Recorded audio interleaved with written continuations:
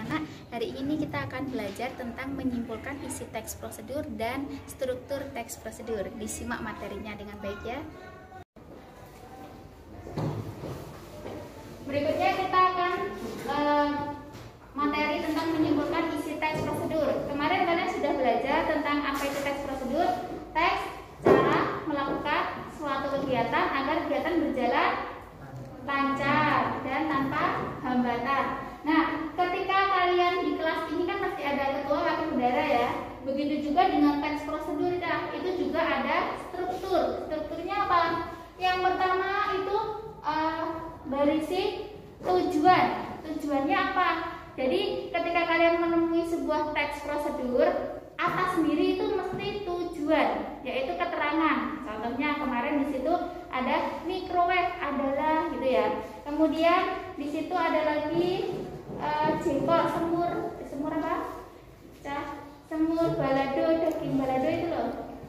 Adalah, jadi di situ diterangkan dendeng merupakan makanan yang terbuat dari daging sapi. Nah, itu termasuk namanya tujuan. Kemudian cara melakukan permainan egrang. Di awal paragraf di situ dijelaskan egrang merupakan permainan dengan menggunakan galah. Jadi di situ awal paragraf pertama itu selalu ada tujuan.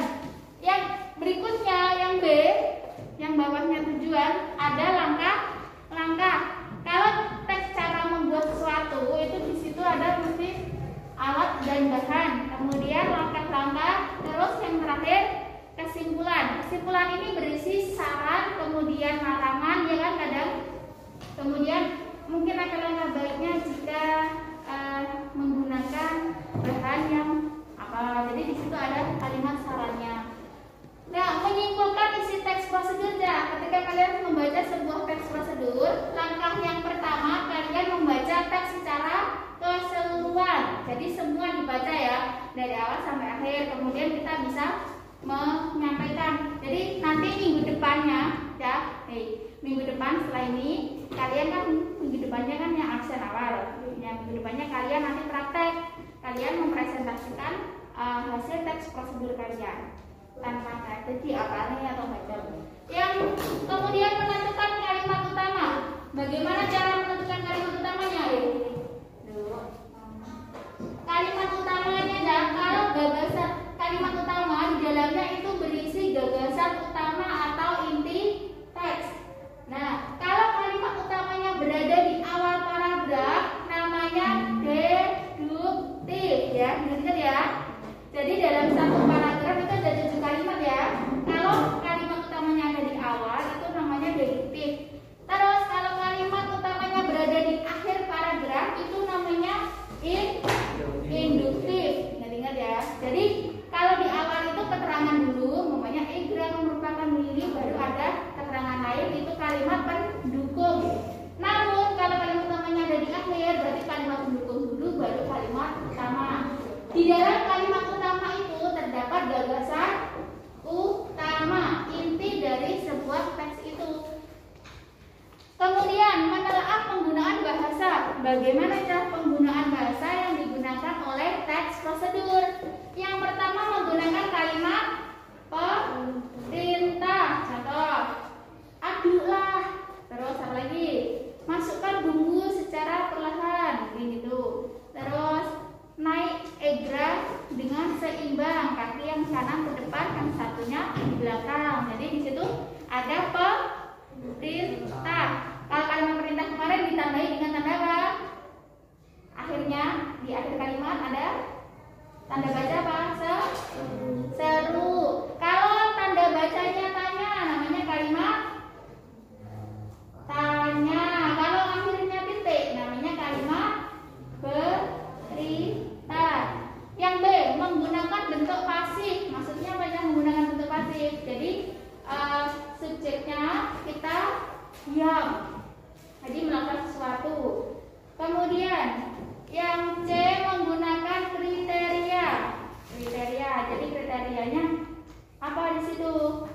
Contohnya supaya orang dapat melakukan seperti apa yang ditulis dalam teks prosedur, maka kalimat teks prosedur ditulis dengan rinci dan jelas.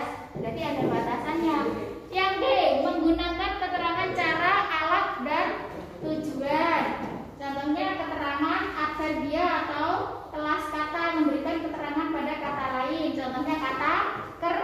Contohnya kata kerja apa ya? Kata kerja. Ayo. Kata kerja, kata sifat. Kata kerja contohnya apa? Menyanyi, memasak, menggoreng, itu kata kerja. Kalau kata sifat, baik, jahat, ganteng, manis, nah itu kata sifat. Dibedakan ya antara kata kerja dan kata sifat. Kemudian kalau kata kerja namanya verba, tapi kalau kata sifat namanya adjektiva. Di bahasa Inggris gitu kan. Kemudian adverbial yang biasanya banyak digunakan dalam teks prosedur adalah keterangan cara, keterangan alat, dan keterangan tujuan.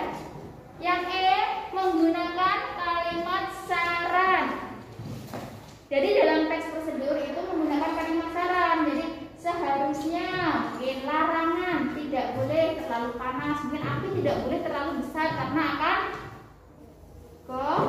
gosong, mungkin kan seperti itu. Jadi pada api kecil.